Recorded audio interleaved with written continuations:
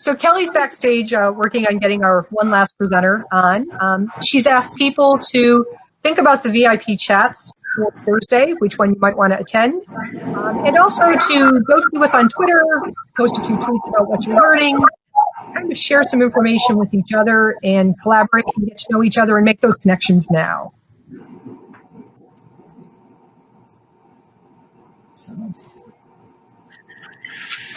All right. Hi there, everyone. We welcome back. We're glad to have you here. We will be having one other presenter joining us. And getting with the whole technology and we're learning here, there's bound to be some technical issues. So with that, I'm actually going to turn it over to this wonderful panel here. And I think since there's so many of us, what I might just recommend is that as each other is talking, let's just put our mics on mute so that we don't have that background noise and overlapping each other because we're hearing each other through each other's computers as well. So with that, I'm going to ask that we just do a round of introductions. So I'm just going to kind of allow you guys to handle that because I'm going to pop backstage and continue to work with Steve to get him out here as well. Thanks, Kelly. All right, I'll start just to jump in. Hi, I'm Dave Barnes. I'm the Associate Executive Director for Research, Learning, and Development with the National Council of Teachers of Mathematics, also the Senior Math Educator on staff and the local instigator. So it's always a pleasure to see you and be a part of this, and I'll turn it over to Mike. Hi, I'm Christine Royce. I'm a faculty member at Shippensburg University where I co-direct an MAT and STEM program, and I'm also a past president for the National Science Teaching Association. Hi, good morning, everyone. My name is Mindy Zarske, and I am a faculty member at the University of Colorado, Boulder. I teach in both the schools of education and the School of the College of Engineering. And today, though, I'm representing the American Society of Engineering Education. I am the chair of the P12 Engineering Education Commission with ASEE, also a member of the Pre-College Engineering Education Division.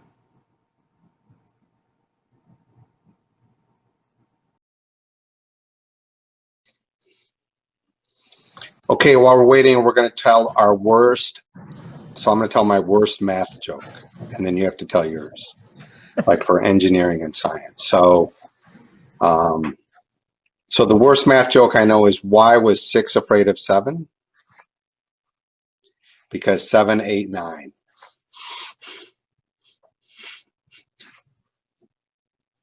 All right, I love the thumbs up. All right.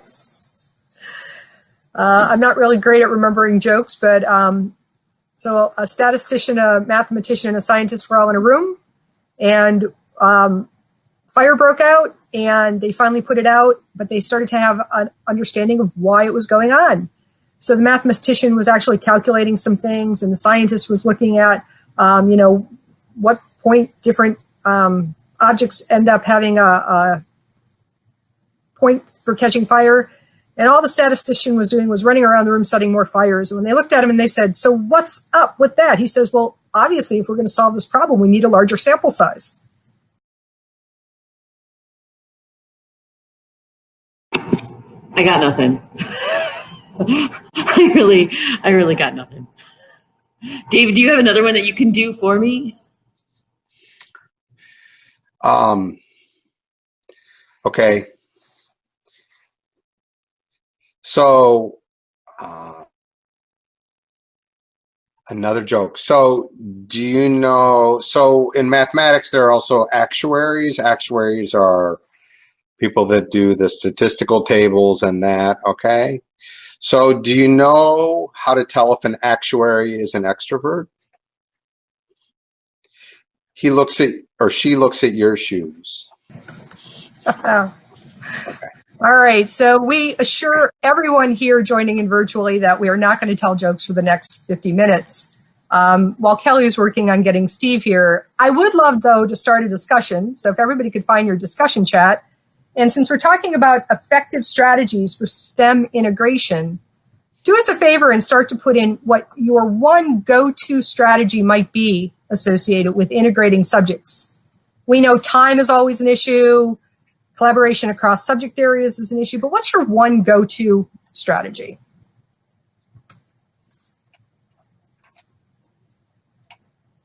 And if you have a question for the panel, you can throw that into the chat too, and we'll start to answer those questions. Thank you, Lady Angela. Yes, and then there was silence. You're right. Hello. All right, Steve should be joining us momentarily here. And when he does, we're going to bring him up to speed quickly. But I wanted to jump right in and have you start to just talk about, and especially I'd like to start with Dave and Christine on this, and then Mindy, we're going to shift over to you as well. But I would love to talk about this integrated STEM component of it, because when we started this conversation and you were part of that, we started to connect. You started to have these conversations. So can you just talk a little bit about the experience with integrated STEM, the transformation that's happened over the last, year and a half, almost 2 years now, and how do we continue to promote integrated STEM? Hi, folks. Can you hear me? And why don't we start with, let's start with, and welcome, Steve. We'll be back to you in just a moment. So for me, the beauty of the integrated STEM work is getting a new look at the world, that it's getting out of my sort of math focus and understanding what other people are doing. We tend to get so focused on the pieces that we're doing that it was such a joy to connect with other people and see that, in fact, we have really a very similar worldview, and that there are actually ways that I can build on what they're doing and they see the work that I'm doing. And together, it's a better connection, so that in the end, for teachers and kids, it's not that we're doing a bunch of different things, but we're doing the same thing in different ways in different spaces. I think one of the points that Dave brought up about having similar views is one of the important parts associated with how coming together and meeting and discussing things with peers from across subject areas has been helpful. We've talked about having one activity that might integrate the different components, but how each subject might have a different lens of how that actually connects to what we're talking about. So if I, the science teacher, I might have a lens of how I'm looking at specifically our practices, but collaborating with the math teacher, it's talking about how the data can be used to make sense. I think one of the other highlights that's been really helpful in the last year and a half is the connections that we've made.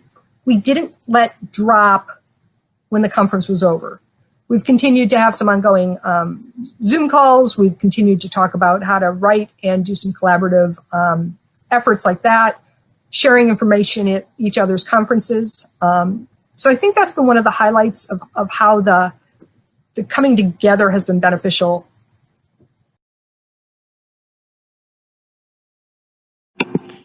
For the integrated STEM piece, I want to add in there as well, I think one of the most important parts of that integrated STEM is that it's real world, right? So for our students, when we're putting together and cross-collaborating between disciplines, we're showing them what problem solving in the real world looks like. So when we can come up with problems that have us consider, and I teach engineering design at the college level, and so that's all integrated STEM, because we're taking all of the pieces that they learn in all of their different courses leading up to my class that has them tackling real world problems, has the students tackling real world problems using their math knowledge, their science knowledge, technology, and what they've learned about engineering design. So, Steve, I'm going to turn it over to you. If you could do just a quick introduction of yourself, but then also would love for you to just talk about this integrated STEM journey that we've been on since we started this a couple years ago, which it's hard to believe. And how are we continuing? Thank you very much, Kelly, and I apologize for getting on late. I actually was on this thing the whole morning, but I was signed on differently. And anyhow, we got it all worked out. So thank you, Kelly, for connecting me.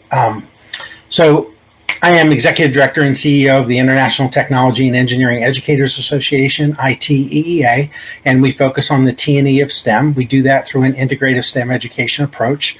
And my role recently has been really focused on these new standards that we've put out for technological and engineering literacy that were actually released this morning. And actually yesterday in the pre-release, but today they were out there. They're finally done, thank goodness. So they originally came out in the year 2000, and they were ready for an update. And it really is centered around this whole thing of integrated STEM education, integrative STEM education. When we look back at it on this journey, it brings like goosebumps to my face, because we hear so often, you can't really just teach in silos, right?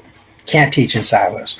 But in some cases, you have to teach in a silo to get across content, skills, assessments, resources.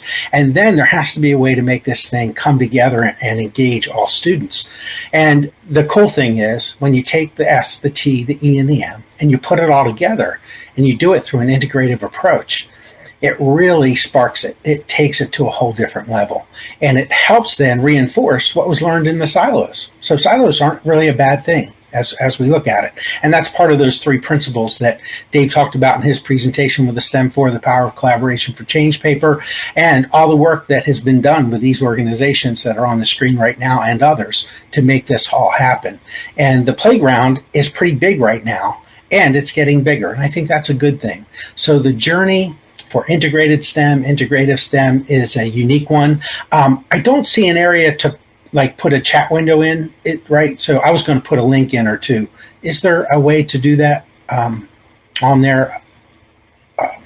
So one of the things was I was going to put a definition in there, that a link that I think we all can agree to, and it's based on research that I think just works. But it's more than the definition. That's where I want to go with it. On this journey, it's creating ways to connect it at the elementary, middle, and high school level, and post-secondary teacher preparation programs that makes it real. So in our standards, we have 8 core discipline power standards. We have 8 practices, which are really the engineering habits of mind with a making and doing component with the technology piece that are called practices. All of those have to be taught in an integrated way, and we're going to do that through a variety of contexts. So that's our approach as we hit it. Okay, thanks. Great, thank you for that. So I want to jump over because one of the things that we heard from earlier this morning from Michael Despazio, and this whole COVID-19, STEM's really changed, and we've had conversations about this. I know David and I had a conversation about what was happening in education during this time, and especially with remote learning. And Christine, you and I have as well. And, I think it's something that now that I feel at first it was shock mode for everyone, right? I've got to take everything and go to this remote learning platform.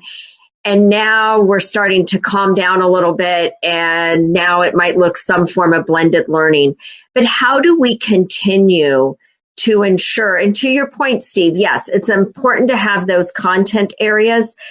But how do we even create this integration and this connection, though, in a remote learning environment? Because how are we doing hands-on? How are we doing some of these projects? So would love to hear your perspective. Christine, I'd like to start with you on this one. Sure. Thank you, Kelly. I think you're right. I think the shock value of what happened first, and now people are starting to sort things out. I do think this COVID virus is a paradigm shift for education. The fact that students are not in set classes at set times and go through a day that they normally do, I think there's an opportunity for much greater collaboration with teachers if they get together, they can actually design some lessons that are blended together, because the students are now taking care of doing things at home, online, remotely, as well as in the classroom.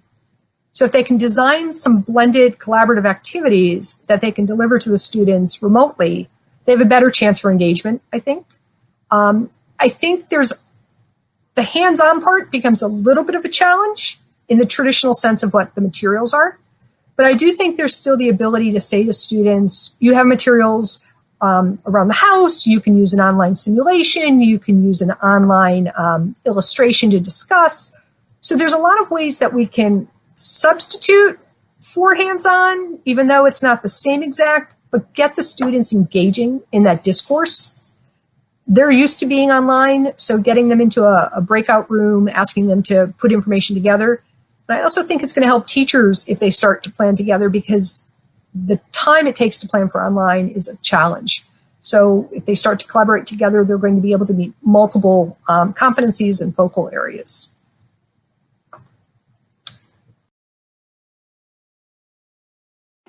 So we'll pass that over then to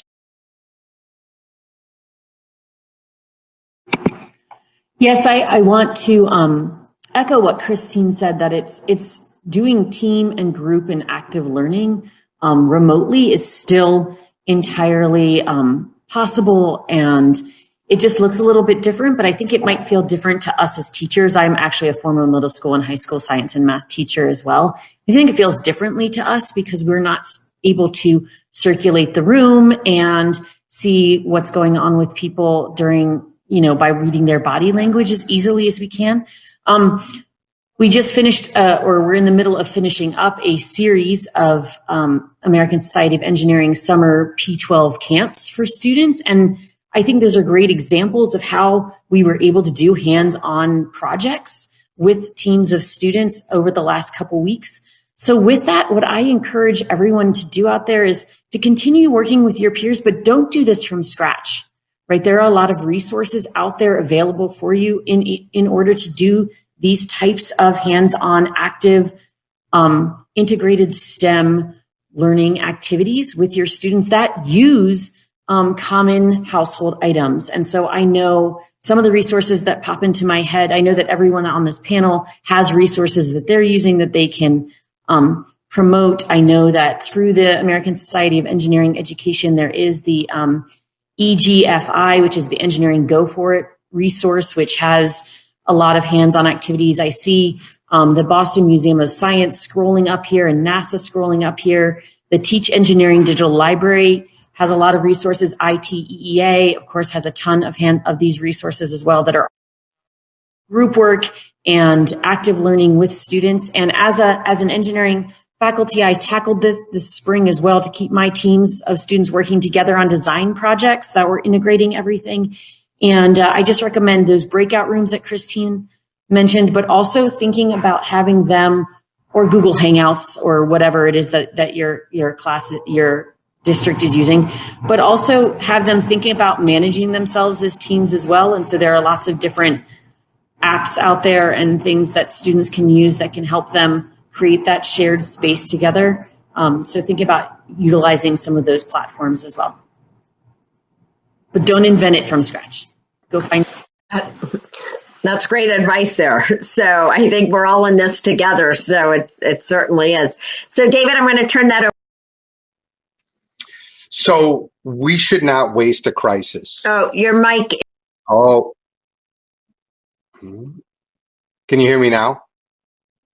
All right. We should not waste still a crisis. Can't hear you. There we go. Okay. We should not waste a crisis. This is an opportunity to rethink how we teach, and that's exactly what Christine said.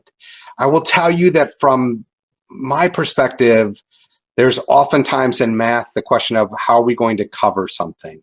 And I think that is exactly the wrong question. As we put kids into this situation, we should say, what are the big problems? What are the things we want them to do? How do we leave this experience with them believing in their abilities to do and use mathematics to make sense of this world? And so it's not going to be a year like any other year, but how do we get students to notice and wonder and build their mathematical toolbox to make sense of the mathematics? And that's really about collaboration. And it's what Malinda and Chris both said about teachers coming together to build and do engaging mathematics or engaging lesson development so that we can engage students. Virtual manipulatives, breakout rooms, but getting them to talk about their thinking, make sense of other people's reasoning, and engage in sense making and applying that to the world around us is core for moving forward. Thank you. And Steve, you're... Okay, thank you. Just to build on that, I think the ability to take advantage of the situation and really think through it is imperative. So what we've tried to do is use the content that we teach. So designing under constraints is a big deal for us. That's part of our content. And as we do that, we look at what are the resources available in this environment and how can we come about with viable solutions. And we have to engage those that are at home to do this, whether they're teachers, students, and or parents. And you've heard me say before, for every human want, need, challenge, or opportunity, there are 7 resources, but they're all under constraints: tools and machines, materials, information, people, capital, energy, and time. And when we think about some of the tools and machines parts, that's hard to do in this environment, right? Because of the hands-on doing and making. But if that's part of the constraints, and we involve the parents, we involve the students, we involve the schools, I think we can come up with viable solutions. So I'll give one quick example. We're involved in an NSF project right now through Hofstra University called The Beauty and Joy of Computing. It's an AP Computer Science Principles course, and we're putting a T&E, Technology and Engineering, hands-on focus to it. And we're building robotic control systems based on the Beauty and Joy of Computing programming language, which is SNAP. We're building kits that students can use to design and control communication devices and control devices in EMS vehicles. So things like ambulances and things like that, control systems for red lights, railroad tracks, all those kinds of things. We're putting them into hands-on kits that the students can pick up from their schools to take home and use and do. It took a ton more work to get these together, but in the last month we've got a team of teachers that have been working on it. So I think those are the kinds of things we have to focus on to make them real at home and still provide some of that hands-on making and doing. Thank you, Steve. I want to jump to this question that we actually received from the audience because I think it's really relevant here. One of the major roadblocks that is seen around integrated STEM is getting that district level content area leaders, parents, the Board of Ed, just kind of getting everybody around this. And the comment was that there's a need to rewrite the curricula, the pacing guides to really take it seriously.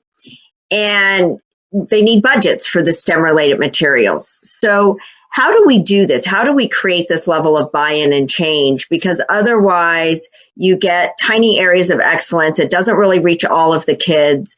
And I liked this question because I think this is a lot of what we've been trying to do and trying to tackle there. So I think I'm going to pass this on, and I think we'll start over here. This time I will start with Mindy on answering that question.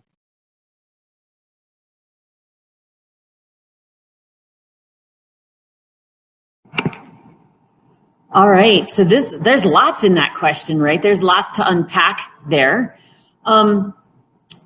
Wow, there's discussion about the districts, how do we get people on board, but also discussion about how do we get people to take it seriously, how do we rewrite things, and how do we do this in a systemic way instead of just in isolated little best practices. And I think for me, the big key for this is around collaboration. It's around making things available for educators and for parents and for districts and for district officials and admins. It's getting everybody working together in a collaborative space and whenever possible, sharing resources for free. So I know that it costs money to do a lot of these things. Components cost money. But I do think that the more we share this and we just make it like a collaborative community where we're not trying to take ownership of things, we're just putting it out there. We're just sharing the space, sharing the ideas, sharing the resources on platforms where we're not trying to make things money off of it. I think that's the best practices that we can do. And so looking to your network for that, so spreading and growing your network, that's one of the things I love about this group is that it's a really broad network. And so reaching out and not being afraid to reach out to someone on this panel, even to say, hey, do you have 30 minutes that you could call in and talk to the district about why this is important, or invite people from your local industry that engage in K-12 STEM spaces, or utilizing your network. I think a lot of people think they've got to go this alone and they've got to rewrite, and that they've got to, I don't have the money for that. Now I've got to apply for grants. I don't have time to apply for grants. And I think that reaching out to your network and asking for some help, and then growing that, and then saying, hey, Mindy, could you come talk? And do you know a couple other people that could talk with us? Or reaching out to Kelli and saying, hey, do you have a couple of people in my area that are part of this STEM Alliance that could talk and make these cases? And what will happen is you'll end up sort of having these little branches of neural network that goes around and has these spots where we can help each other out. And some of the materials sound expensive, but there are organizations that want to partner with you and help you get some of those materials. The ASEE that I'm representing today has $500 grants for teachers to apply to buy some of those kits that Steve was just talking about, or some other cool accessory that you want to use to have things in the hands of your students this year. And so I think looking for those, reaching out to those, saying, hey, I want to hear more about that, is really the way to go, but making it a collaborative, shared space where we're lifting each other up and not just going back to our schools and saying, ugh, this is too much to process and I have to figure out these platforms at the same time. Thank you for that. Steve, let's jump that over to you. Great. I think the equity component should be brought up when we're trying to get this across at all levels. Students, whether they're in an urban setting, suburban setting, rural setting, whether they're economically depressed, all of those factors need to be taken into consideration. Special needs students. There's no room for any student not to become STEM literate, right? And that is a huge undertaking. And building on that, I think we have to identify small successes that really show how the science, the technology, the engineering, and mathematics content, and the learning, the making and doing component helps the child to become more competent, capable, and confident in their own abilities. And if we start showing those, I think we can convince parents. I think we can convince politicians. I think we can convince administrators and colleagues to really try to focus on reaching all students, having it be equitable, and finding the resources. This next part is going to be, I think, misunderstood a little bit, but I'm going to say it anyhow, and that is there's always money. Even when I hear there's no money, there's always money in systems. I see it over and over again. This is my 41st year in education, and I'm telling you point blank, they can find resources if they see it's important enough. They can reallocate, they can make it happen.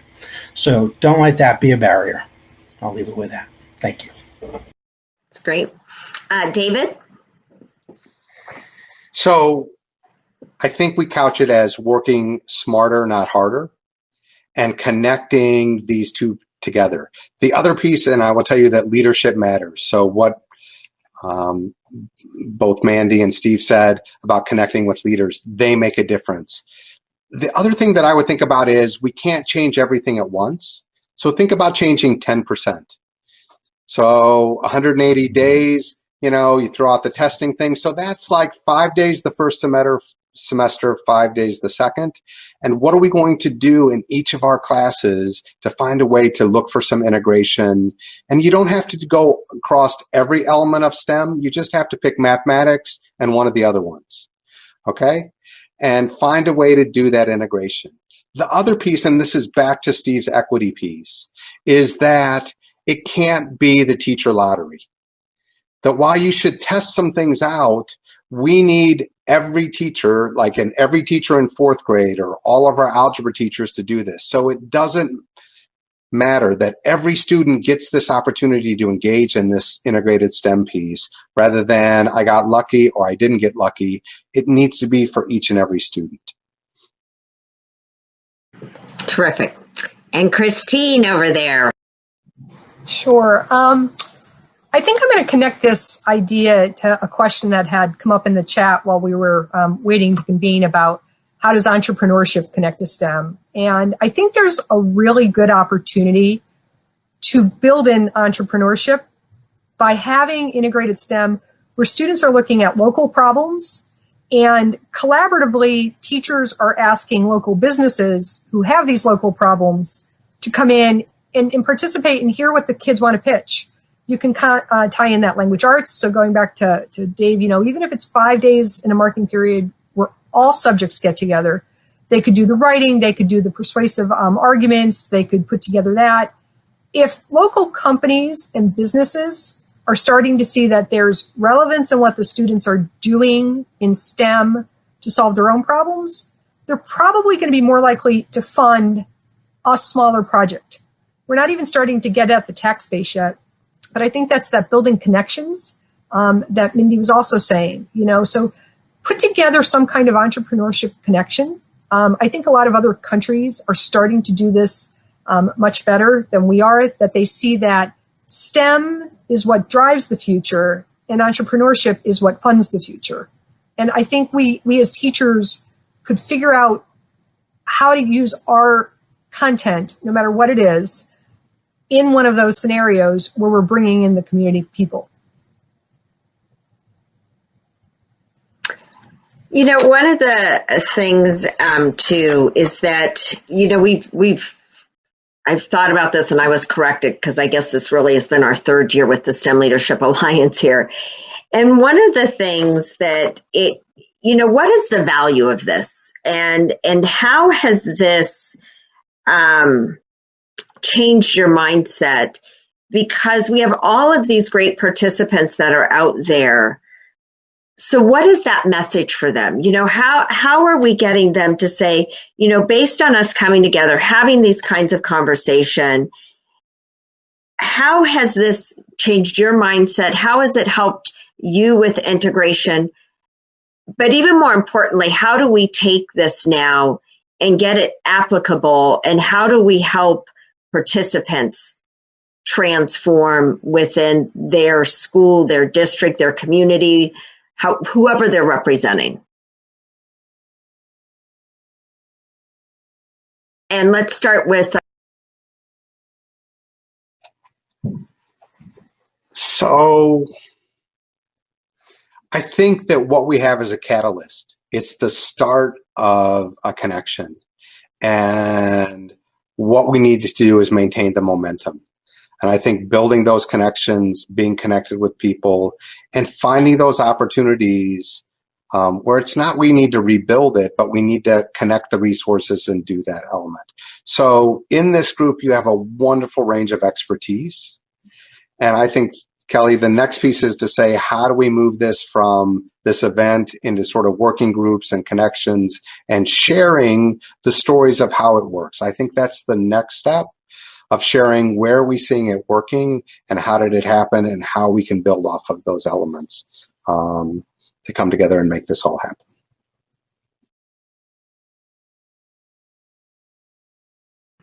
Great, thank you for that.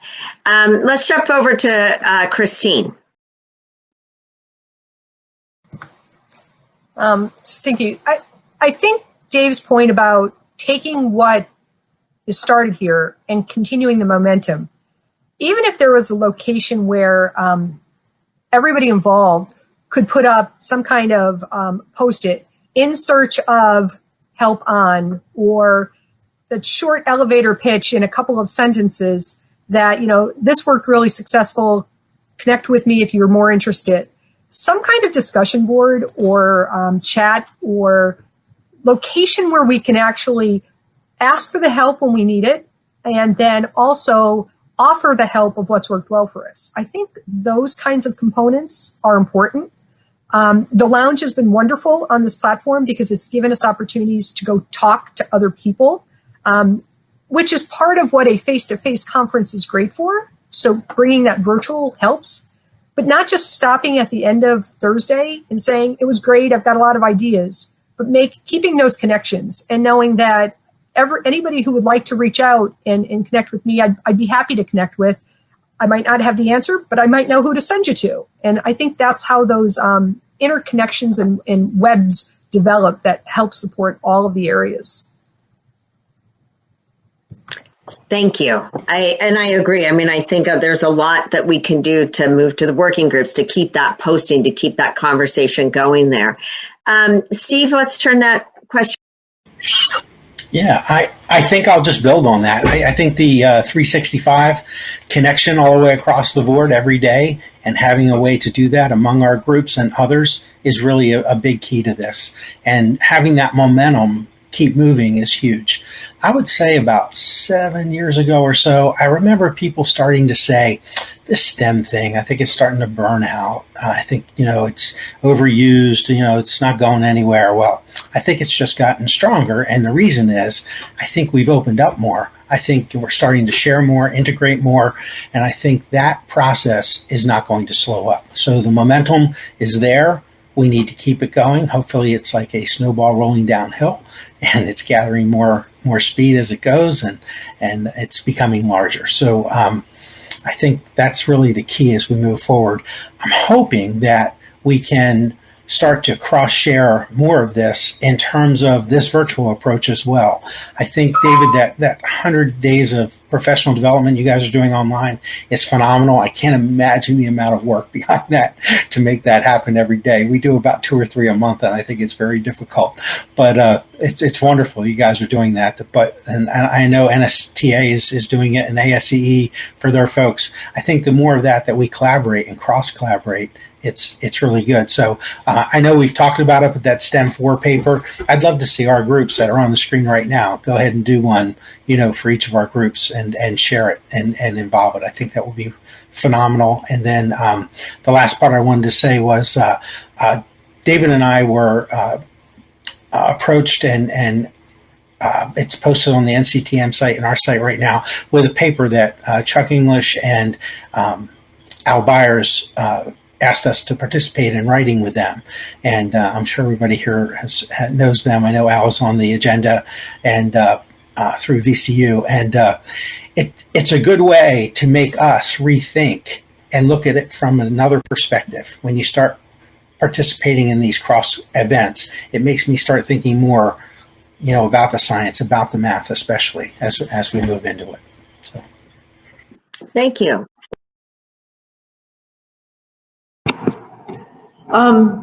Really, it's the momentum. It's that 365 that Steve just mentioned, but it's also the energy. And so I think that, a lot of our teachers, a lot of us come to these conferences and we get so excited. So we're here, we're energized, we're meeting people. We're like, I like you. I like what you said. We're taking notes. I've got my pen right here.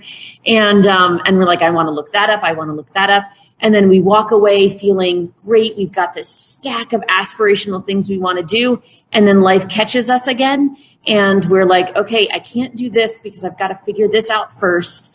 And then what happens is we come back to it a few months later, and we're like, okay, I have a moment to breathe.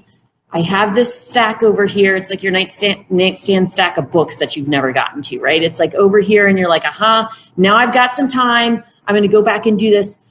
Where the heck do I start again, right? And so that, I think, is what happens to a lot of us. So what I would love to see is more, not just networking, but more affinity groups where we're creating people that we know that we sort of resonate with. And so we can listen to people, and some people we're going to listen to and we're going to say, I like how that one talks. This one, I like what they're saying, but I really feel like I could have a conversation with this group that I met over here in the lounge. And so I would love to see more of these affinity groups that are based around whether it's an age level group or a grade group of teachers and people working with that group. So middle school teachers and professional development experts in the middle school area all working together, but sort of doing some of that so that when our teachers come back in a few weeks or a few months, or they know where they can click in right away. So when they're like, okay, I have my time, now I want to click in, but have it available for them to click in at any time, right? To say, okay, I'm a middle school math teacher, and now I've got a little bit of space here to think about this, and I've got this sort of unit coming up that would be great, and what do I do to click in here? And then have that set of spaces, but not just resources, where they can find someone live, right? So not just the resource bank of, here, check this out, because that's going to add to my stack on my nightstand. But here is also where I can just find what's going on right now and tap in with those teachers that are trying it out. Well, thank you for that. And I really want to thank everyone on this panel. I think, one of the things that we're trying to do, and we've been doing, is by having continued webinars where we've had, all of these individuals and associations that they represent or organizations that they represent to continue to present on the work and continue to share that. Had back in November, and I am so grateful and thankful that it was prior to COVID-19 that we were able to meet in the Philippines. It has postponed our event for Thailand, but we want to continue to really spread this work and to spread this message here. And again, I think part of the beauty of this is the connections that have made, how we continue to work with, learn with, and from each other. And it is not one size fits all. And we know that. And I think that's the piece that we're really trying to do, is to continue to build these bridges. So I want to use this as a way to say that the STEM Leadership Alliance is here for all of our participants. We're going to continue to come together. We're going to continue to work. And we want to highlight and really showcase each other's work, because what each one of these individuals, what they represent, is a wealth of knowledge. And when you put them together, I always am in awe. I feel like, I was in the draft and I got all the number one picks. And so it's a great team. They're amazing. And, we want to continue to bring these resources to you. So with that, I want to thank all of you for your time. And we're going to shift into our next session, but I would just want to give them a moment just to say thank you. Thank you, Kelly. Thanks, everyone. Yeah, thank you. Beautiful. Thank you, Kelly, for continuing to bring us together. And for everybody who's participating, please feel free to reach out and contact us. Yeah, thank you so much. And definitely reach out to all of us and say, I want to hear more about something you mentioned. If you took a note and we can all send you tons of resources as well, but we'll try to get those to you, Kelly, so that you can have those as well. Perfect. Thank you. And I